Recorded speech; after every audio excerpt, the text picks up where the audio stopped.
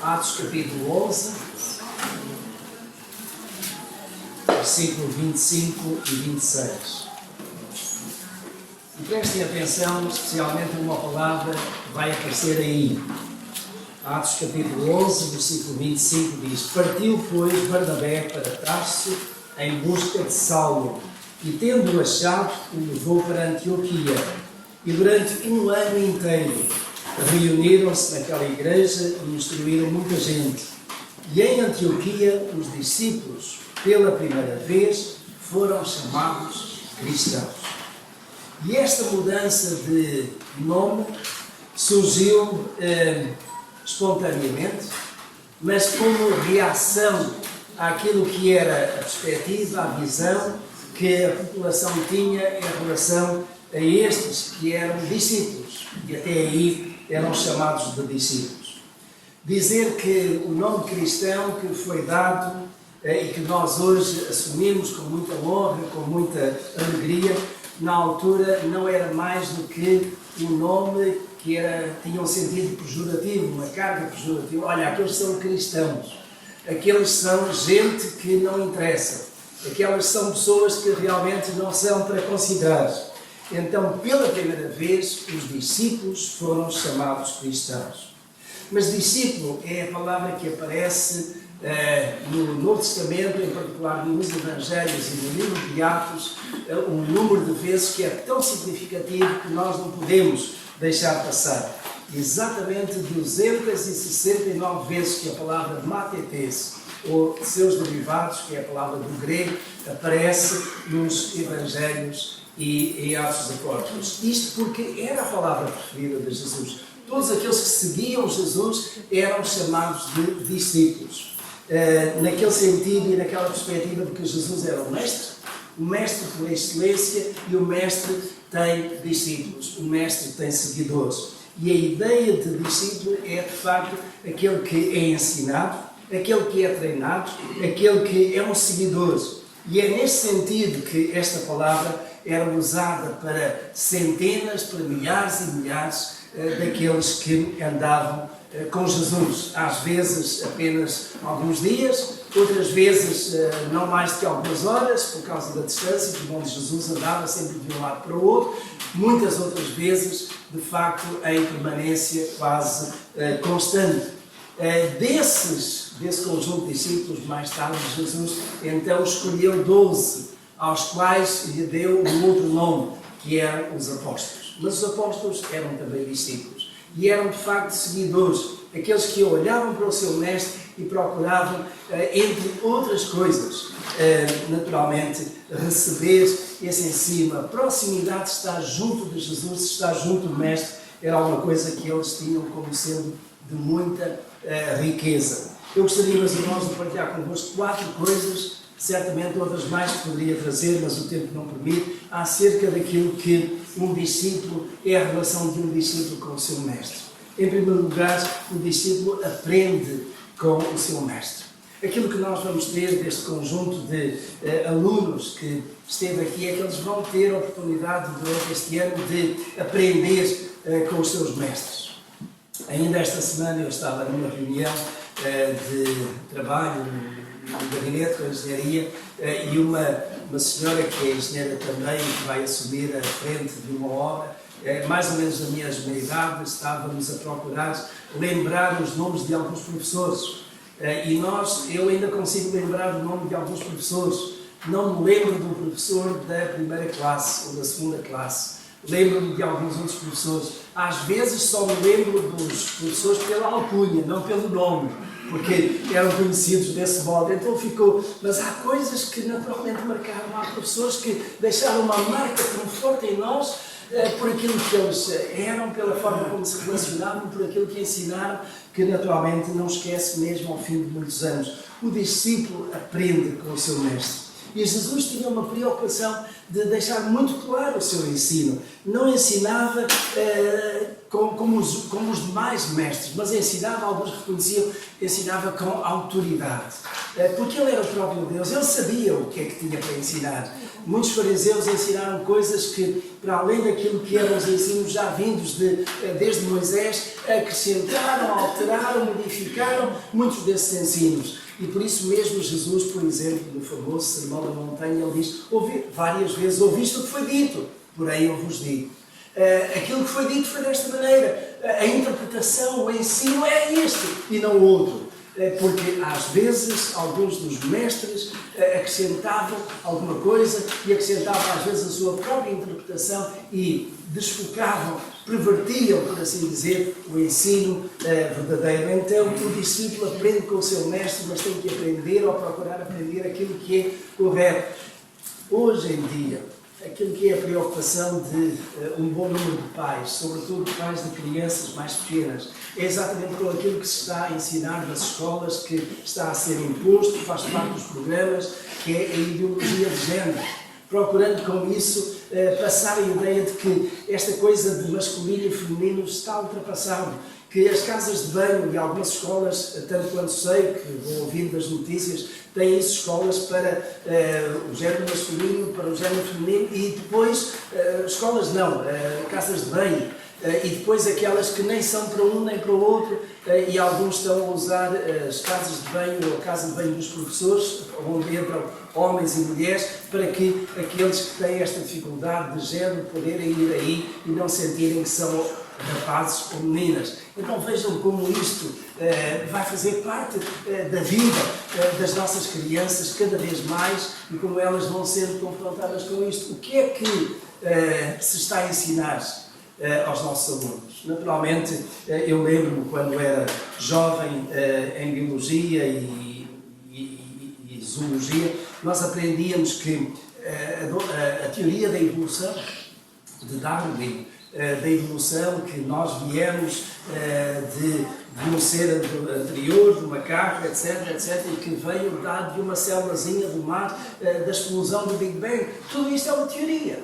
Mas nós temos que depois chegar aos exames e responder de acordo com isso. Mas as nossas convicções tinham naturalmente que assentar na Escritura.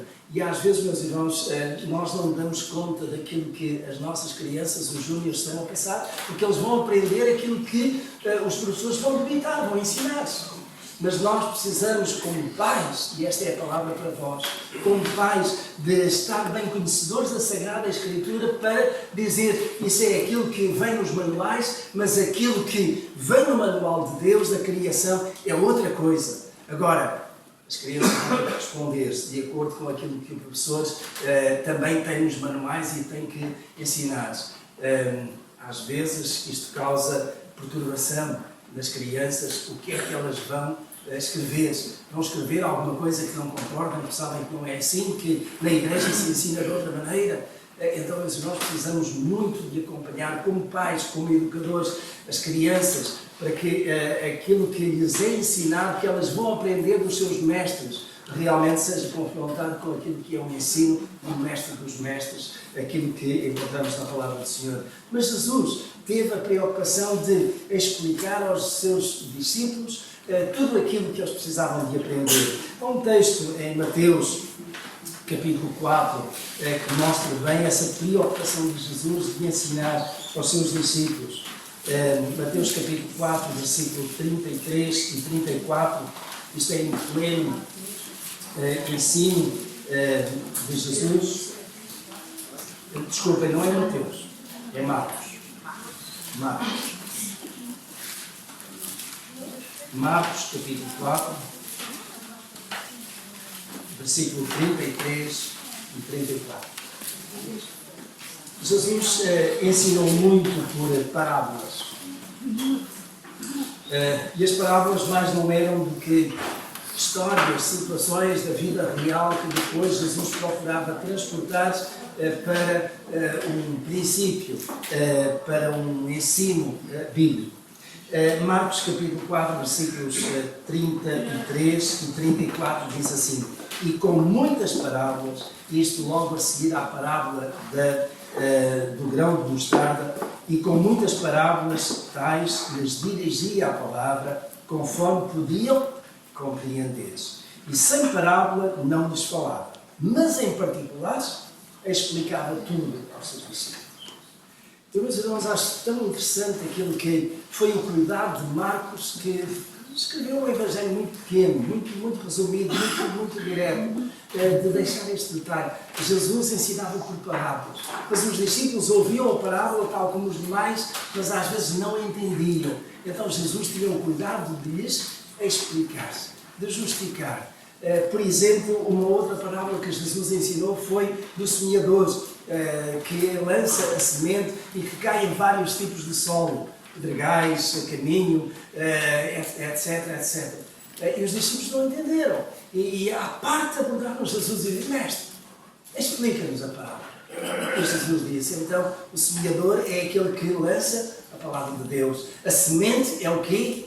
É a palavra de Deus. E o terreno são os corações onde essa palavra cai. E como eles são tão diferentes. Jesus explicou, eles aprenderam, beberam tudo aquilo, porque depois, e este é um aspecto importante, se nós olharmos para estes que estão aqui, lá de hoje, e eu pergunto-vos, já olharam para eles, ou olharam para eles e viram que será cada um deles daqui a 10, 15, 20 anos?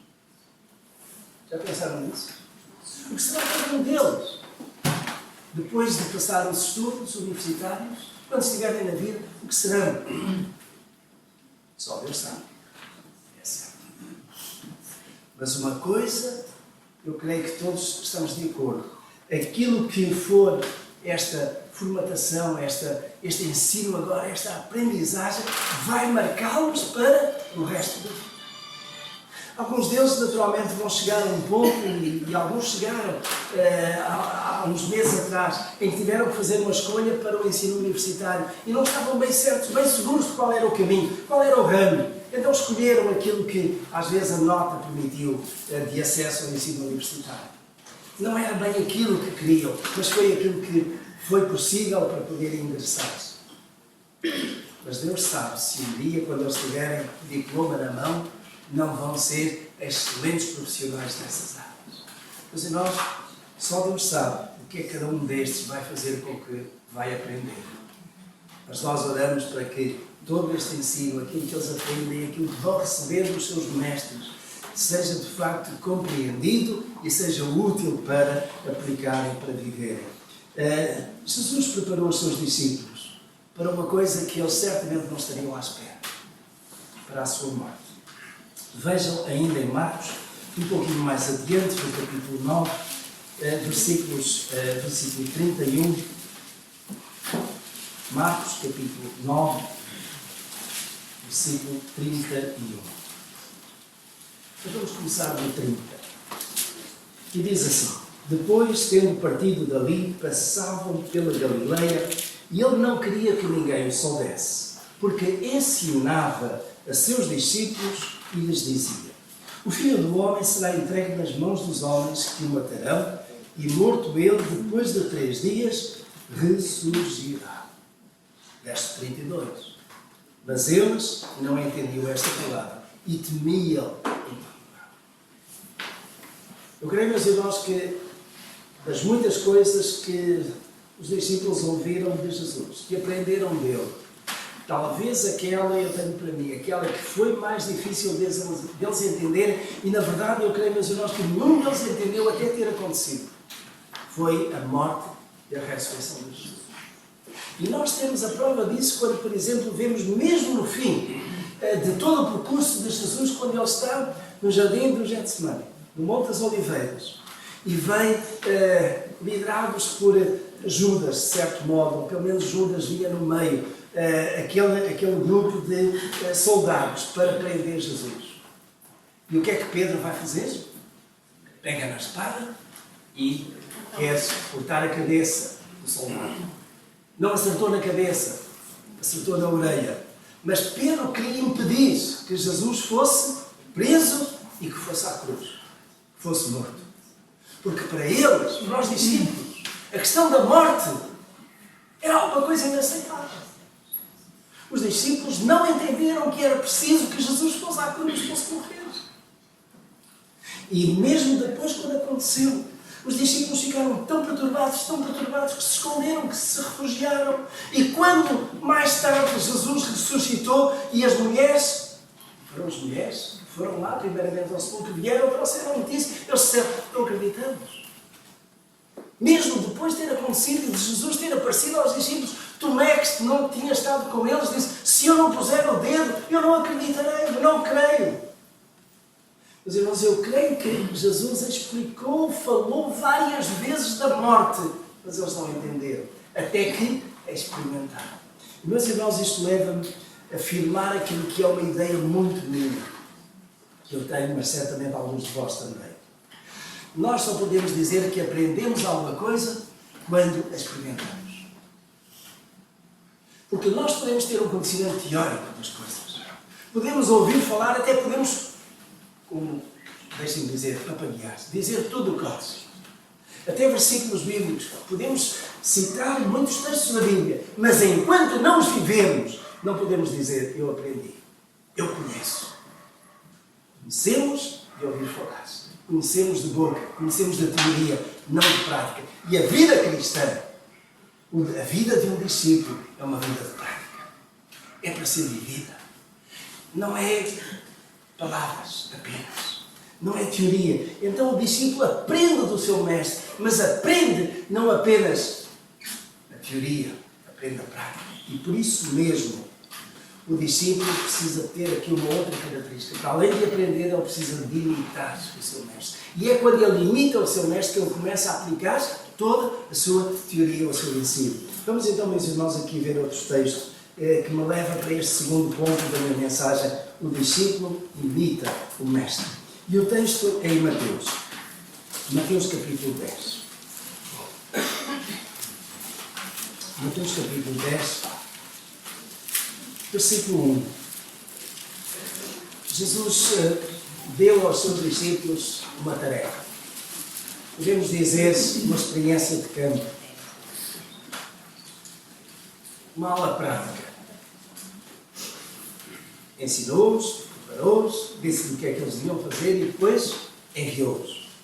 E no capítulo 10 de Mateus, versículo 1 tem assim, chamando assim os 12 discípulos, e aqui fala dos 12, mas também enviou numa outra ocasião os 70, deu-lhes autoridade sobre os espíritos imundos para os expulsarem e para curarem toda a sorte de doenças e enfermidades.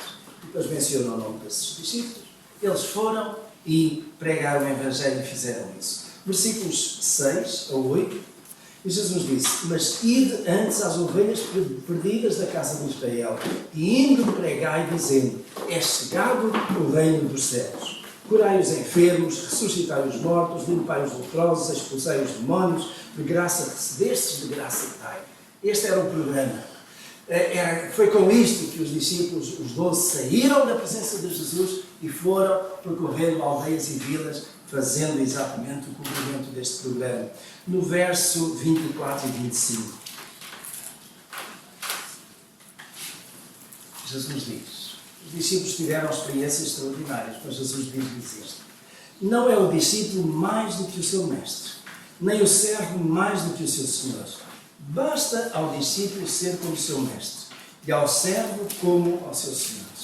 Se chamaram Belzebu ao dono da casa, quanto mais aos domésticos. Isto porquê, meus irmãos? Porque acusamos os discípulos de estarem a expulsar demónios em nome de Belzebu, o demónio dos anjos caídos. Mas não é o discípulo mais do que o seu mestre. Agora, meus irmãos, às vezes os discípulos superam os seus mestres. Às vezes alguns mestres têm aquela forma de estar que eu não vou ensinar tudo para que os meus alunos não saibam mais do que eu, ou tanto como eu. Mas o que é verdade é que, por mais que os mestres ensinam teoria, ensinam prática, mas a prática adquire-se com o tempo. Na vida cristã é a mesma coisa. Eu posso ensinar-vos doutrina, posso ensinar-vos teologia, posso ensinar-vos muitas coisas, mas não fico a pensar que cada um de vós só vai alcançar o nível, o padrão que eu alcancei. Eu desejo que cada um possa prosseguir nos estudos e até superar o mestre em conhecimento. Aqueles discípulos jamais iriam superar aquele mestre. Porque era uma situação toda única, toda especial. Jesus era o mestre dos mestres. Mas os outros mestres, os mestres humanos, este mestre que está aqui, pode ser superado. Mas o mestre dos mestres, que é o meu mestre também, esse jamais algum de nós irá superar. Mas o meu desafio, meus queridos, é isso. Procurem superar este mestre que não é mais do que um discípulo, não é mais do que um aluno. Mas o mestre dos mestres, esse está assim. E basta ao discípulo ser como o seu mestre.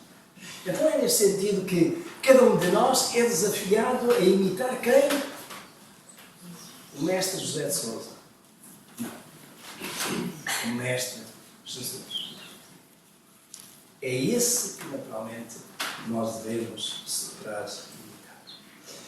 Em terceiro lugar, o discípulo depende do seu mestre. Depende do seu mestre, porque se não tiver o seu mestre ao lado, naturalmente que não vai ter ensino, chega a um ponto em que esgota o seu conhecimento.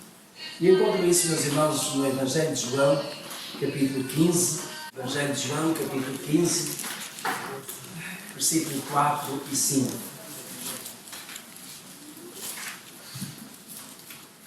E Jesus ensinou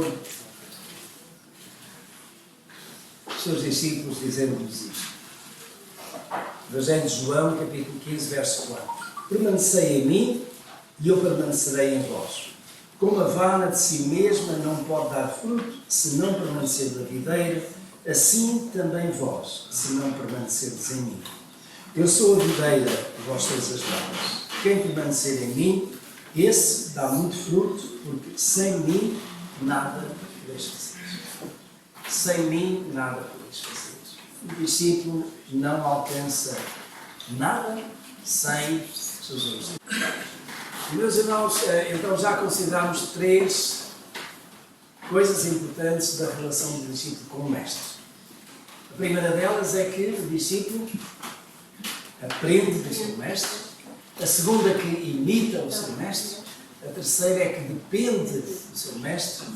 E a quarta, que eu vos quero falar, é que tem um preço a pagar por ser discípulo.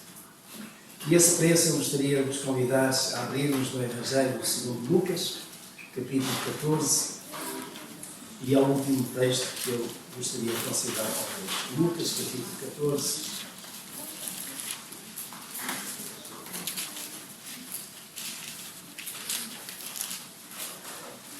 Versículos 25 a 33. Lucas, capítulo 14, versículo 25 a 33. Notem, meus irmãos, nesse texto que nós vamos ler, uma expressão que aparece 3 vezes, que é meu discípulo.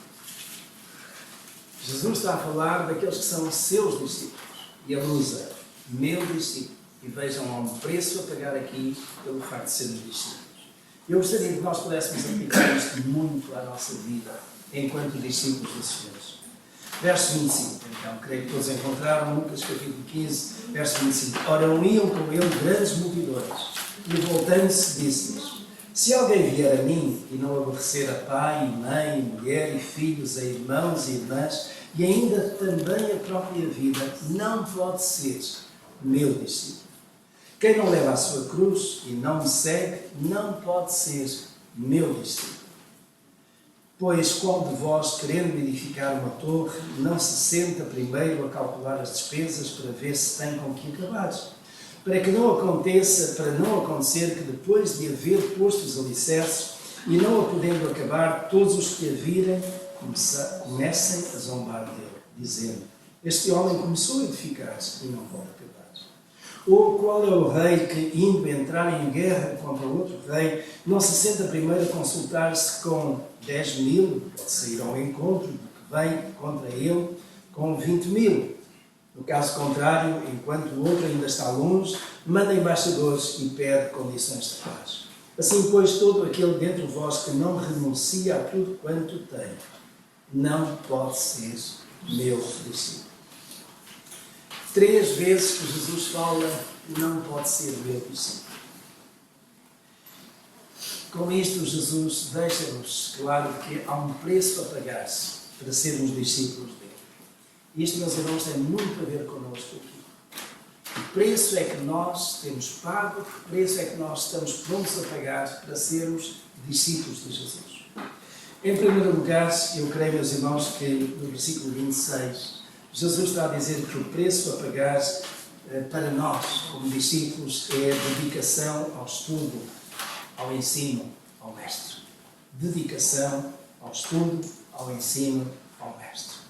Ele diz, verso 26, se alguém vier a mim não aborrecer pai e mãe, e mulher, filhos, irmãos, etc., até a própria vida, não pode ser um discípulo. Os irmãos estão a pensar, então, mas como é que este pastor está a pegar neste texto de aborrecer pai, mãe, etc., etc., e está a dizer-nos dedicação ao estudo, ao ensino, ao Mestre?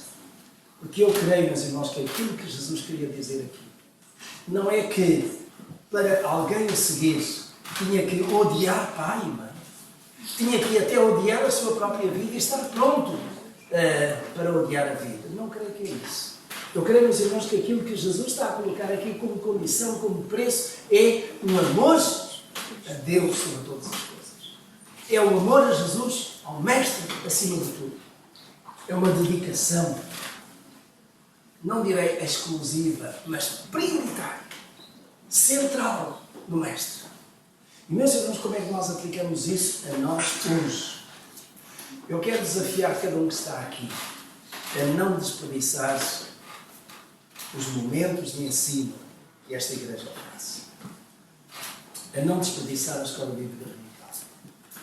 A considerar que o ensino que nós damos aqui, porque é o ensino bíblico, é o ensino que vem do Mestre, é um ensino que vai transformar vidas, que vai levar pessoas a uma conversão, a uma entrega a Jesus, a uma vida que é de facto superior àquela que nós podemos ter sem Cristo. E, meus irmãos, isto começa desde quando? Desde crianças. Nós temos que valorizar, e valorizar significa dar todo o valor ao ensino que nós temos na nossa igreja, à escola bíblica dominical. Vou perguntar, sem querer resposta, qual de vós hoje, qual de vós, com a vossa família, hoje às 10h30 está aqui? Não levantem as mãos. É entre vós hoje. Qual de vós estava aqui às 10h30? Qual de vós, estando aqui às 10h30, prestou toda a atenção ao ensino que foi ensinado? E bebeu esse ensino, procurou questionar a palavra? Qual de vós absorveu, aprendeu, como se fosse do Mestre Jesus? Há um preço a pagar ao domingo, com certeza que há. É conseguirmos estar na igreja às 10h45. Talvez às 11h15. Porque não às 11h30, porque não ao meio-dia. Ainda aproveitamos alguma coisa. Mas o desafio, o preço, é este. É estar na igreja às 10h30. Se não puder ser às 10h29. Este é o desafio. E isso significa, meus irmãos, renunciar a ficarmos na cama um pouquinho mais ou renunciar a olhar para o espelho mais 5 minutos. Renunciar a alguma coisa que podemos estar aqui e aproveitar desde o primeiro minuto. Os irmãos sabem que há pessoas que durante a semana gastam horas a preparar-se. E depois chegam aqui e querem começar às 10h30 com 1, 2 alunos. Isto falando dos mais pequeninos. E porquê? Porque eles não conduzem. Eles são dependentes de quem? Dos pais. E se os pais não chegam a horas, as crianças também não chegam. Há um preço a pagar. E, meus irmãos, esse preço, eu diria isto, é o amor à palavra, é o amor à escola dominical, é o amor ao ensino. E este é o desafio primeiro que eu tenho para vós. O segundo está nos versículos 27 até 30 e diz assim: Quem não leva a sua cruz e não me segue, não pode ser meu discípulo. Pois qual de vós, querendo edificar uma torre, não se senta primeiro a calcular as despesas para ver se tem com o que acabar, para que não aconteça que depois de haver posto os alicerces e não podendo acabar, todos os que a virem comecem a zombar dele, dizendo: este homem começou a edificar e não pode acabar. O segundo desafio que está implícito neste preço a pagar, meus irmãos, é a disposição de fazer sacrifícios para ir até ao fim.